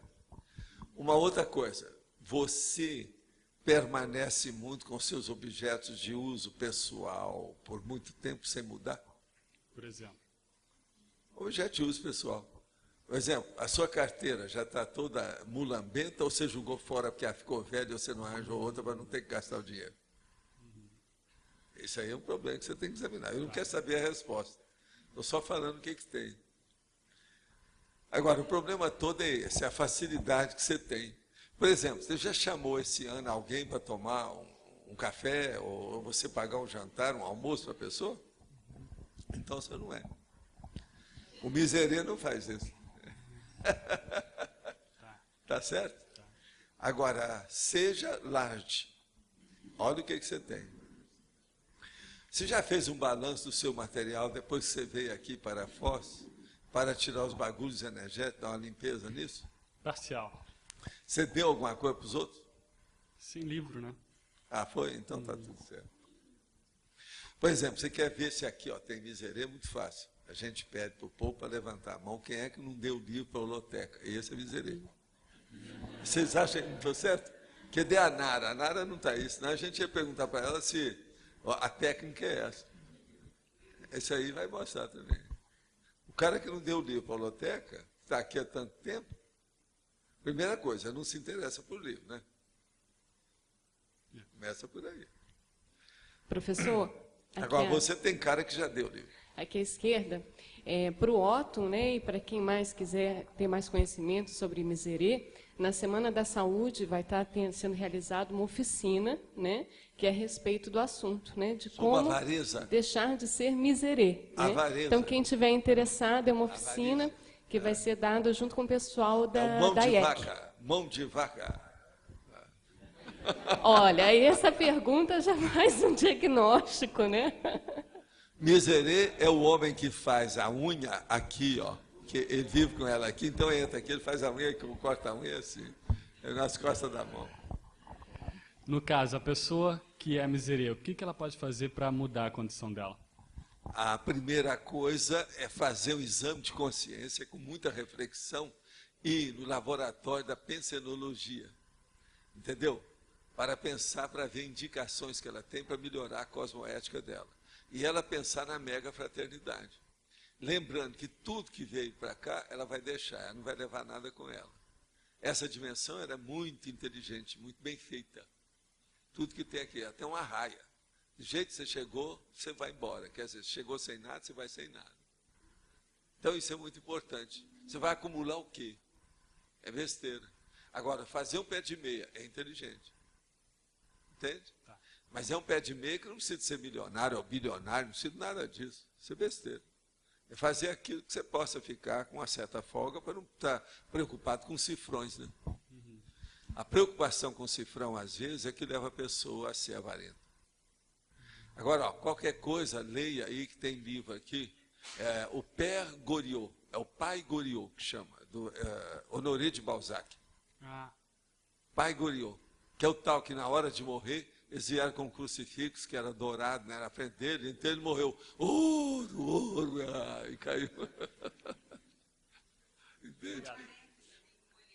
A Varento Molière é clássico da Bahia, isso é de peça teatral. Agora, o Père Goriot é muito importante, que tem o detalhe com a família dele, a parte social, que o Balzac dava todos os negócios da etnografia. Mas então... Valdo, você sempre comentou a seriedade da questão dos despojos da pessoa que Sim. mexe com o parapsiquismo ou que Sim. faz desassédio. Falou a questão do cadáver do Nostradamus, que foi enterrado de pé para seguir um determinado isso era costume, contexto. as pessoas mais inteligentes faziam isso para não ser pisado, devido ao problema para Das não mexer energias. com as energias. Agora, como é que fica a questão, então, de um doador de órgãos que trabalhou com desassédio a vida inteira? Esse aí ele é muito assistido, né? Quem trabalhou com desassédio é muito assistido. Qualquer coisa que ele faz está tudo positivo. Não tem problema, Não, então, não nesse precisa se caso preocupar da com doação. isso. E outra coisa, não precisa esperar 3 dias, nada não. O cara morreu mesmo, acabou. Corta logo, aproveita o que foi, joga o resto fora, queima tudo. Mas e no caso da cremação? Como é que Eu sou funciona? 100% favorável à cremação. Agora, Com se órgãos quiser ou aproveitar... sem órgãos? Vazio ou cheio? Interessa. O meu caso é o seguinte, aproveita o que quiser. Se tiver Entendi. alguma coisa que é aproveitável. Agora, na minha Deve. idade, você já sabe, já tem pouca coisa a aproveitar. É que gasta Porque eu também muito, sou um né, cara Valdo? que sei usar, né, o que eu tenho. Gasta. Mas agora, pode ser que tenha alguma coisa que presta. Entendi. Se tiver, Se tiver, ainda vale a pena. se tiver, vale a pena. Eu andei fazendo os exames aí, eu estou com a opção de coisa mais ou menos em dia. No ponto. Se o moço fosse morrer agora, era o caso de aproveitar alguma coisa. Agora, eu também acho que ainda tem um troço de ouro no dente. Isso aí também é importante. Tá certo, Sabe? Valdo. Peraí. Mas isso a turma da cremação é que toma conta, né? Você sabe que eles tiram os dentes tudo, né? Arranca, né? Tá bom. Arranca tudo. Obrigada. Tá. Agora a gente está aqui. Há muito tempo eu sou doadora de órgãos. Constando essa intenção no meu cadastro CNH, que é a Carteira Nacional de Habilitação. Eu gostaria de saber qual a idade limite para a doação de órgãos, sob a visão da conscienciologia e da medicina. Olha, uma pessoa dessomou, não interessa o sexo nem a idade. Se tem algum órgão que deve ser usado, ela deve doar, e deve, ou os familiares, ou seja lá o que for, doar. Vale a pena. Doação é uma coisa que deve ser feita ao máximo para ajudar os outros. A intenção é boa. Não tem nenhuma contraindicação no processo de doação. Isso é um processo de alto nível interassistencial. Dependendo da situação e dos objetivos, a cosmoética é cosmoética a venda de um órgão? Olha, eu acho que esse negócio de venda de órgão, isso tem criado morte e uma porção de coisa negativa. Agora, vamos supor, dos males o menor. Se uma pessoa está nas últimas, ela às vezes faz um negócio com algum órgão. Mas tem coisa horrível, por exemplo, barriga de aluguel. Vocês querem coisa mais horrível do que isso? Agora, por exemplo, venda de rins. Esse troço todo tem por aí. Tem, inclusive, um processo internacional de contrabando, que é uma loucura. Hoje, outra coisa, estão criando bebê para que o bebê possa doar alguma coisa para o outro. Quer dizer, isso tudo é crime, é loucura. Então, a primeira coisa, nós temos que colocar o para-direito nisso junto com a cosmoética. Agora, se puder evitar e tirar dinheiro de tudo que diz respeito à saúde, seria ideal para todo mundo. Não é só sobre transplante de órgão, nem nada, não. É tirar o dinheiro em relação com qualquer coisa de saúde. A saúde de uma pessoa é uma parte básica, isso aí é assistencial. Então, não vamos misturar isso com problema de dinheiro. Fazer uma indústria do jeito que tem. O que é a máfia de branco? É justamente isso. O que é o capitalismo selvagem? É justamente isso. O que são as máfias de modo geral? É isso. Então nós temos que dar um jeito de evitar essa comercialização da pessoa, dos órgãos, do corpo, da saúde, da fisiologia, da anatomia. Se nós pudermos evitar isso, seria o ideal. Né? De modo que, em tese, o ideal é evitar isso. Eu queria perguntar, o Ivo Valente está por aqui hoje? Não, né? Ele não veio, não. Então tá. Mas, você quer falar? Faz favor, dona Paula. É que você falou agora da criação de bebês, e eu lembrei de situações que ocorrem muito, assim, que os pais têm um filho só, que está com problema, precisa de doação de medula, e não tem irmãos para doar compatíveis ali. Aí eles decidem ter um segundo filho para fazer essa doação. Como é que é isso? É bom ou não é? Eu acho que é preciso examinar cada caso e ver o que é. Entende? Eu acho que quando a indústria chega nesse nível, precisa de ver as raias, os limites e as fronteiras éticas de um processo desse. Porque aí foi decisão dos pais, né? Ter então, o segundo veja, filho aquela pessoa, o cara filho. já vai fabricar um filho que ele já vem para fazer alguma coisa.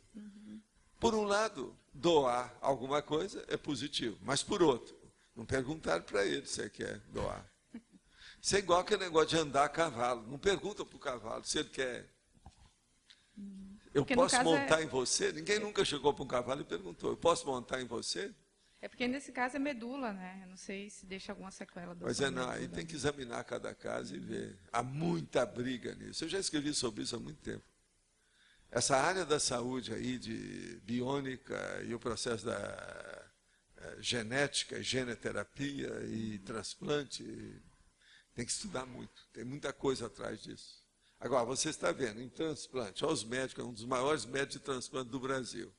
O cara ganhando dinheiro com isso, quer dizer, o mercantilismo dentro da medicina é um absurdo. E é uma loucura, é a máfia de branco. Esse aí deve ser um capo de tutti-capo. Quê? Capo de tutti-capo, quer dizer, é o chefe de todos os chefes da máfia. É formação de quadrilha, isso aí. Um formador de quadrilha médica, é a pior coisa que tem. Entende? É, que você aproveita, né, o sofrimento dos outros para pagar qualquer coisa. Tá. Vamos em frente. Como nada que acontece conosco é por acaso, gostaria de sua ajuda. Por onde começo a minha autopesquisa para atender melhor o porquê tive que fazer transplante de córnea em ambos os olhos? Foi em virtude de doença genética, o ceratocone. Olha, a primeira coisa que tem é o seguinte, você talvez, aí que é o que o povo gosta de falar sobre isso, é isso, mas cada caso é um caso. Você às vezes usou seus olhos de maneira menos boa. Agora, você não está falando a idade. Dependendo da idade, todo mundo começa a perder alguma coisa na vista, isso é normal. Eu uso óculos assim, desse jeito, desde os 13 anos, faz só 66 anos que eu uso óculos. Agora, já usei durante mais de 30 anos lente de contato, que era mais ou menos a mesma coisa. A lente de contato, até um certo ponto, devido eu olhar muito detalhe, ela me ajudou a melhorar a minha vista dos dois olhos. Agora, então o que se passa? Nessa questão aí, tem um problema genético, tem um problema da circunstância da vida da pessoa, tem como é que ela usou. Eu vejo, por exemplo, que tem muita gente que abusa do processo da vista. Olha aqui, ó, o que eu uso? Ó. Isso é para não abusar da minha vista. Vocês pensam que eu preciso de lente? Eu não preciso de lente para ler nada. No entanto, eu uso quando a letra é pequena para não forçar a minha vista. Uma outra coisa muito séria, tem gente que não olha o processo da iluminação. E hoje em dia também estão abusando demais na questão do monitor do computador. Aquele processo lá. Tem gente que usa aquele monitor que faz assim, ó, aquilo ali liquida com a vista da pessoa. Outra coisa também, é passar horas e horas ali, ó, fixado, e troço super brilhante. Isso aí também faz mal. Então o problema todo é ver. Hoje já tem uma porção. É ver, que eu estou falando, quer dizer, é ver o que é a condição da pessoa a respeito dos olhos e ver o que acontece. Agora, pode chegar a um certo ponto que todo mundo começa a ter alguma alteração do processo ocular. A oftalmologia, de vez em quando, é bom a pessoa fazer uma consulta. E hoje também, é fazer consulta, por exemplo, de fundo de olho, exame de fundo de olho, oftalmológico. Isso aí é importante. É isso que a pessoa tem que prevenir. Agora, saber o que aconteceu depois, isso aí agora é secundário. O problema todo é o emprego da vista, o emprego da visão. Se esse emprego foi feito de maneira positiva para ajudar os outros, a pessoa vai ter vista mais. Se ela empregou errado, tudo é possível caminhar. Isso é que o povo pensa de modo geral. Mas então... Vado uma revisão de forma aqui na página 89, na bibliografia. O item número 9 é uma frase no espanhol.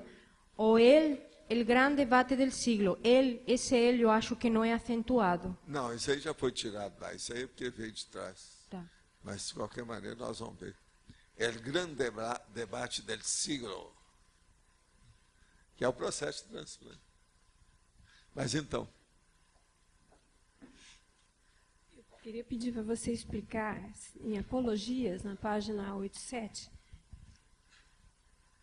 você colocou aqui, eis, entre outros, 10 assuntos dispostos na ordem alfabética, merecedores de apologias cosmoética.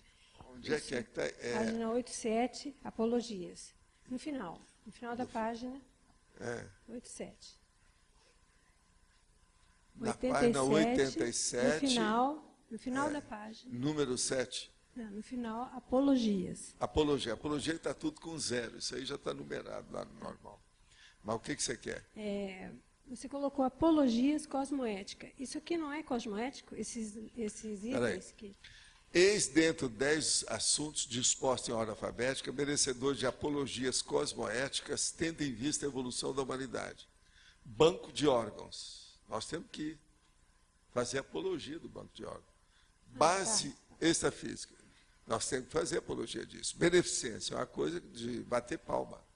Bibliologia. Quanto mais a pessoa estudar, melhor. É isso que eu quero dizer. O que você está achando que está errado? É que eu estava considerando, porque eu ainda não entendo essa questão de doação de órgãos. Eu não entendo. Sim. Então, eu estava pensando hoje de manhã, como é que é feita a questão assim, da pessoa, ela vai doar órgão, mas ela não foi assistencial, ela não era uma pessoa que... Não quer dizer nada. Não quer dizer nada? Aqui. Julgar uma gota d'água no oceano, desde que a água seja boa, você está ajudando o oceano. Não interessa como. Eu sempre falei isso. É o processo de doação. Não interessa quem, como, de que modo, que dia. Tá. Se o negócio é bom, vale a pena. Um copo d'água que você colocou no oceano, você está ajudando o oceano. Desde que a água seja limpa. Mas vamos supor assim, aí ela faz um exame de consciência na hora da doação. E ela não se considera em condição cosmoética, vamos dizer assim. Não sempre está ajudando. Se ela tem um órgão que é bom, esqueça isso, dos males o menor. Tudo é assistência. Tá. Existe, a nível extrafísico, equipe assim que trabalha com o processo energético na hora da doação? Tem. Agora, pior que tem são esses que olham os bancos de órgãos. Né? Que esses é que são os problemáticos. Tá. Tem muita coisa alterada lá que precisa ser vista. Tem muito órgão guardado que o povo não usa, que o negócio todo, isso tudo aí tem que estudar. Tá. Isso aí é que tem que ver. Essas coisas têm muita assistência, sim. Depende do lugar. Mas agora, você sabe, um local que tem doação de órgão ou transplante, que tem uma máfia de branco, esse ambiente deve ser pesadíssimo. Tem que pensar nisso. Assim, a nível de evolução da medicina, conforme está indo a questão da medula, transplante, tratamento transgênico, essa condição de doação talvez um dia acabaria? Você vê isso dessa Eu forma? acho que não, isso ainda vai aumentar muito. Tem que aumentar para doar. Os corpos podem ser aproveitados. Agora, o que é bom é isso. Antigamente, você aproveitava os corpos para comer, né? Era um processo da gastroenterologia. Agora, hoje não, é um processo de vivificação. É para dar vida, vitalizar. Já melhorou muito. Em vez de pessoas, não é, que comiam os outros, nós temos agora outra coisa, que sustenta os outros. Mudou tudo. O canibalismo, então, foi julgado para escanteio. Ainda tem índio que come uns aos outros, né? Você sabe, ainda tem muito canibal por aí.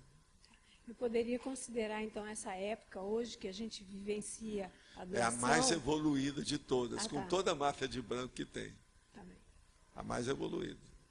Tá certo?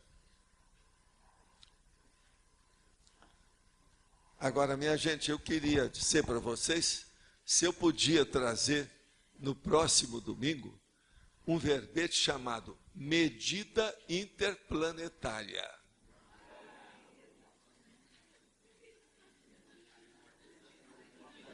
O que é, ninguém sabe, mas vocês gostam dessas coisas novas, né? Porque isso aí mexe com vocês, faz pensar.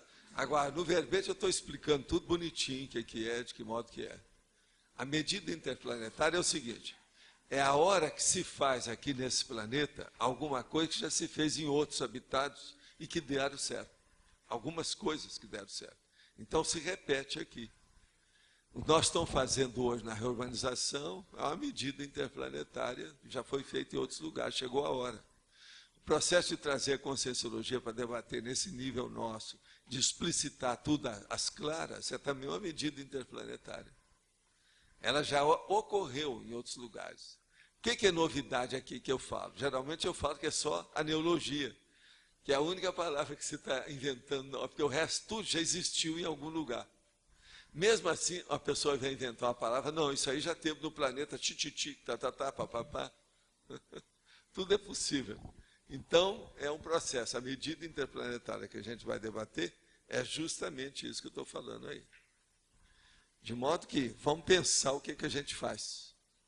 Agora, hoje nós falamos muito aqui sobre órgãos, então seria bom também a gente lembrar aquela frase que a sede do lucro, ela é patológica. Isso é a base de tudo.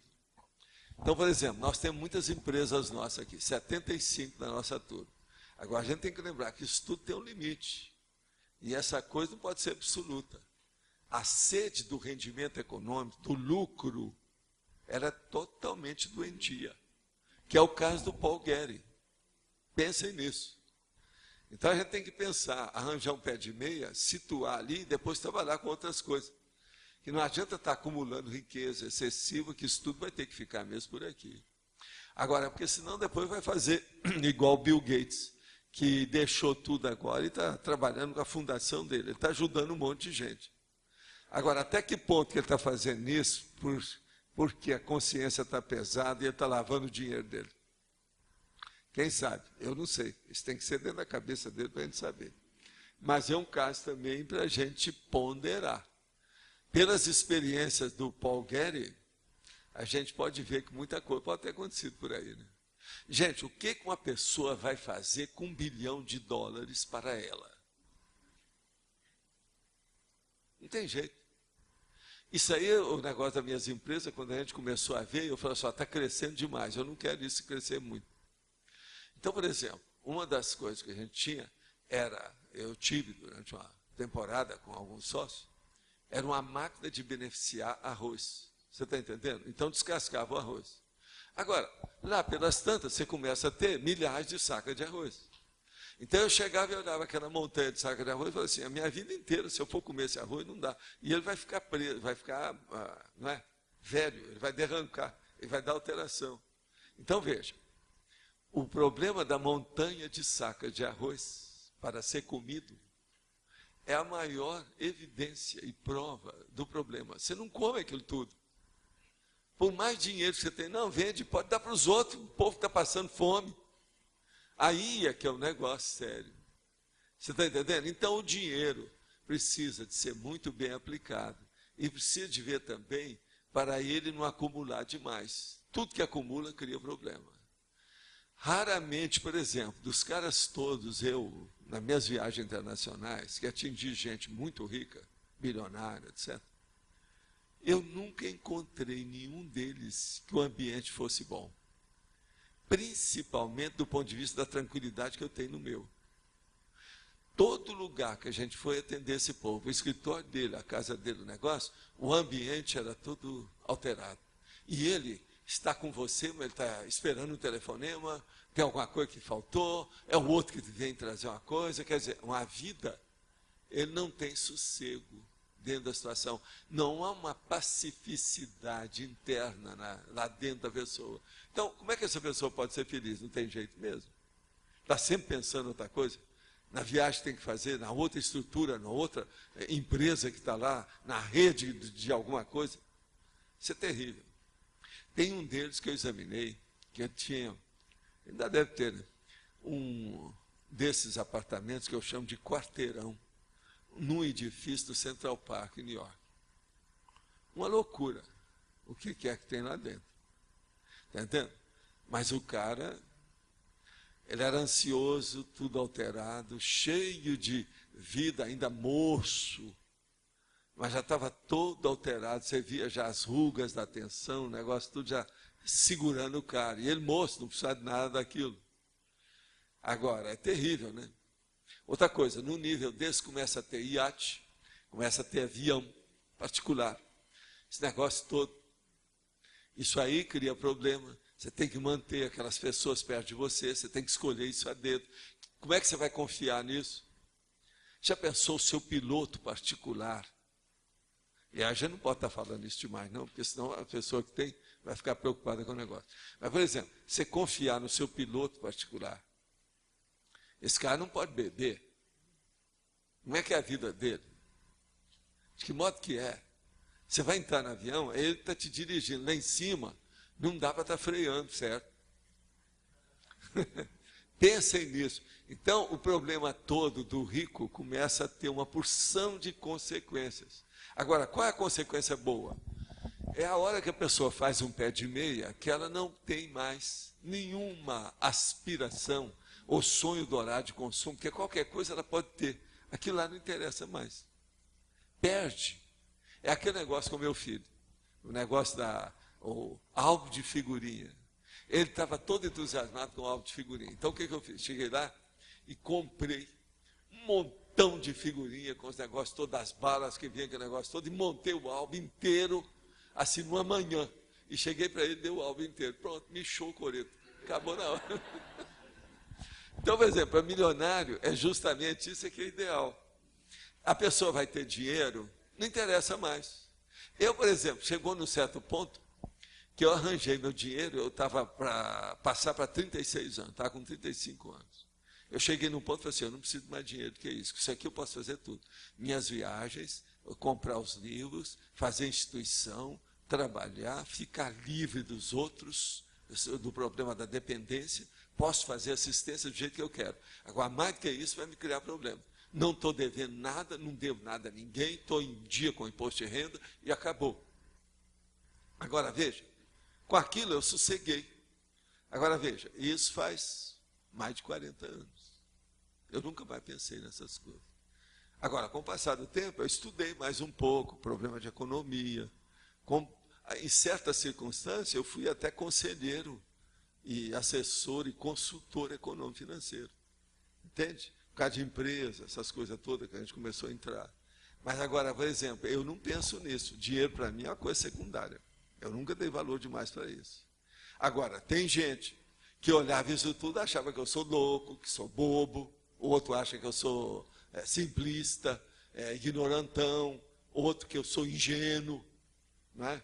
Tem isso tudo. Mas isso não interessa. Interessa é comigo. Agora, outra coisa. Eu já fiz experiência, inclusive com várias pessoas, o seguinte, a pessoa era muito miserê, então para ela melhorar, nós falamos assim, você então vai fazer o seguinte, quando aparecer um caso que precisa ajudar, você vai ajudar. Então, aparecia um caso, a pessoa resolvia ajudar, eu falei assim, agora vamos anotar tudo que vai acontecer com você. Passava às vezes 10 dias, às vezes na outra semana a pessoa ganhava o dobro daquilo que ela deu. Ele falou assim, ó, isso mostra que você tem que continuar a doar. Seu negócio está enrolado, por causa do processo da doação. E isso é batata. É em cima do lance, se a pessoa notar.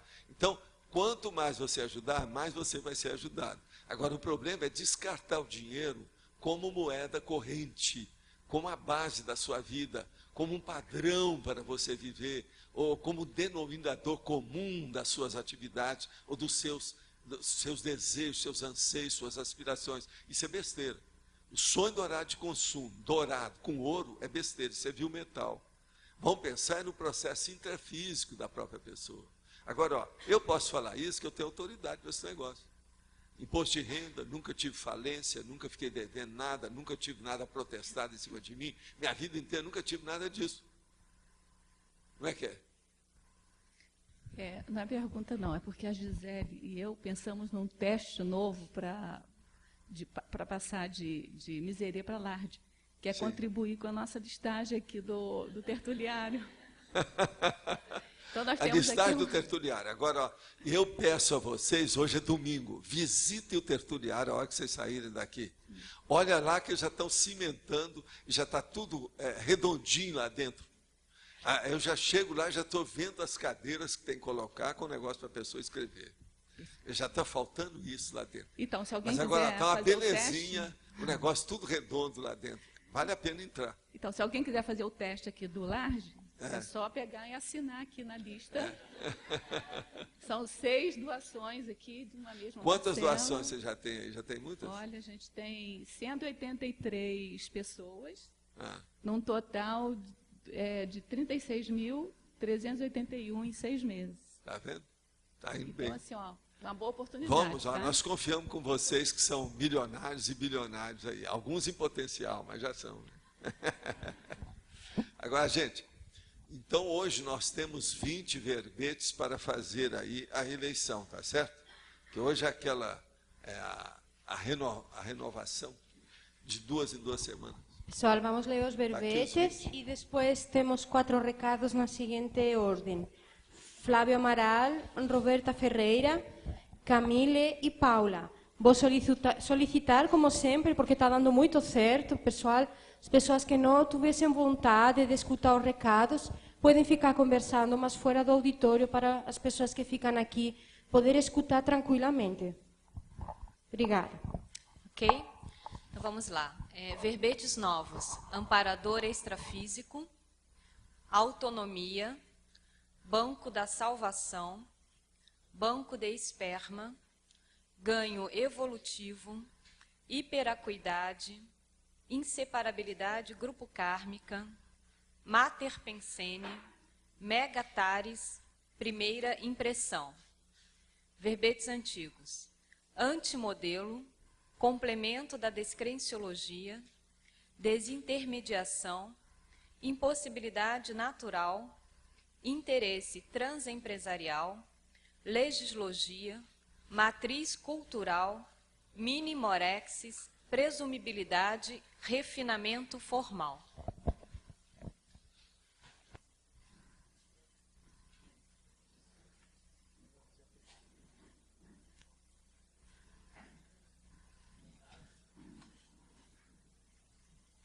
Alô, boa tarde. O nosso aviso é que dentro de 30 minutos nós vamos ter os nossos debates de domingo, que ocorrem todo domingo às 15 horas.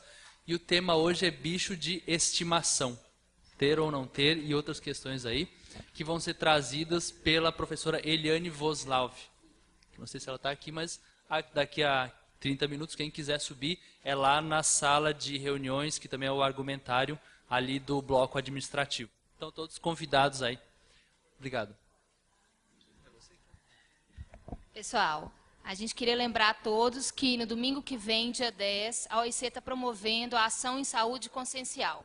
Nós já estamos com mais de 40 profissionais confirmados, todos os serviços vão ser gratuitos, já hoje no verbete de doação. Então já tem médico, enfermeiro, psicólogo não tem, dentista, arquiteto, consultoria jurídica, financeira, tá? Vários serviços personalizados, corte de cabelo, educação física, a parte de estética. Vai ter várias coisas, desde as 8h30 da manhã até as 6 da tarde, com intervalo para tertúlia.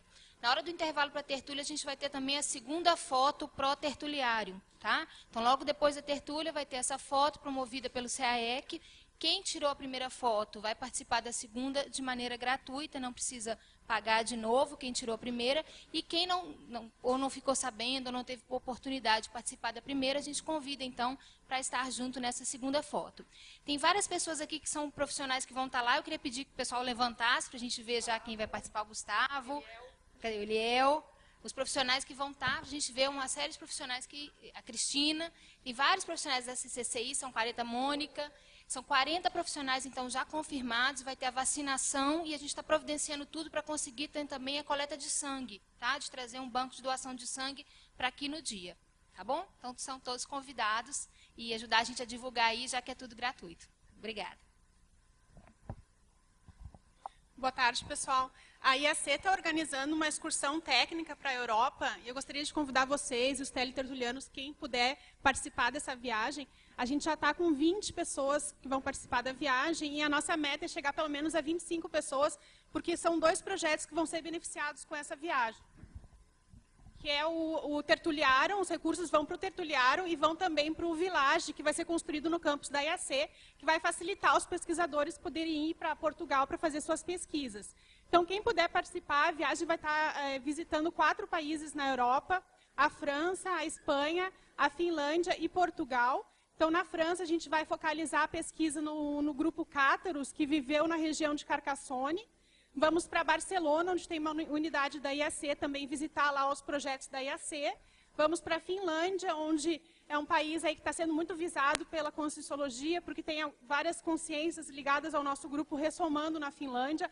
É um país que tem muita energia imanente, então a gente vai lá também pesquisar um pouco nesse país. E no final vamos terminar em Portugal, no campus da IAC, que vai ter um curso de campo inédito com o professor Wagner e Nancy e um simpósio de pesquisa conscienciológica. Então, a viagem vai começar exatamente daqui 2 meses, no dia 3 de outubro, e vai até o dia 20 de outubro. Quem quiser mais informações, quiser se inscrever, pode mandar um e-mail para europa2008@iacworld.org. Qualquer dúvida também pode falar comigo aqui em Foz do Iguaçu. Obrigada. Pessoal, foi escolhido com 34 votos, amparador extrafísico. Gente, boa tarde. Eu queria só pedir a atenção de vocês mais um minutinho. Eu estou aqui para divulgar que quem tem interesse em morar aqui no balneário energético, aqui desses terrenos que já são da Conscienciologia, né, existem 2 residências no discernimento que estão vagas, né, quem tiver interesse pode me procurar, que eu vou pegar nome e telefone para posteriormente fazer um cadastro, marcar entrevista e a gente passar os critérios, né, de seleção que a gente vai utilizar. Então, eu vou estar por aqui ainda mais um minutinho, quem tiver interesse em até visitar as residências. Hoje é um bom dia, porque não tem pedreiro lá trabalhando, elas estão na parte de final, assim, já de acabamento. Então, vale a pena ir lá no discernimento, dar uma olhada ali nesses apartamentos que estão sendo já finalizados. Ok? Obrigada.